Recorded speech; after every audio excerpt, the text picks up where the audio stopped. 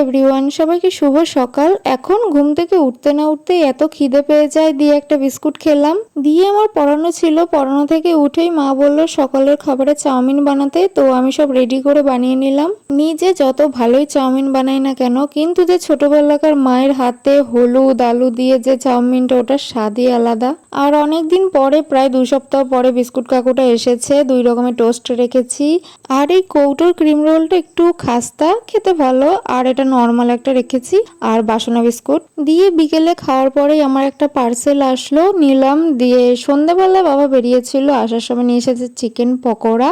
আজকে বাবা তাড়াতাড়ি চলে এসেছে, তাই সন্ধ্যে টিফিনটা হয়ে গেল। দিয়ে কিছুক্ষণ বসেছিলাম, তারপরে রেডি হয়েছি, এখন যাচ্ছি কাকা বাড়িতে, ভাইয়ের জন্মদিন। এখন বাজে প্রায় 9:30, বেরোতে একটু বেশি দেরি হয়ে গেছে, কারণ বাবার শরীরটা একটু খারাপ ছিল।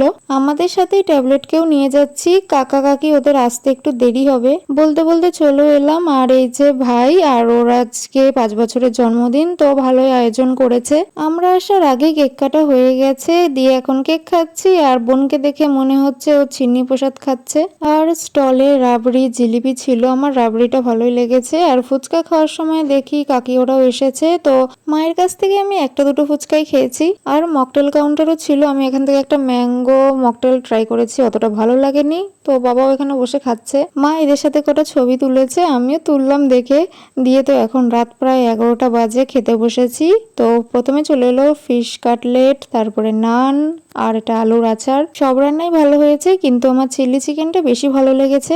খাওয়া দাওয়া করার পর এখন বাড়ির দিকে যাচ্ছি। তো আজকে তো আবার ফুটবলের ফাইনাল খেলা, তাই বোনও আর্জেন্টিনার জামা পরে চলে এসেছে। তো আজকের ভিডিওটা এইটুকুই, সবাইকে গুড নাইট, টাটা।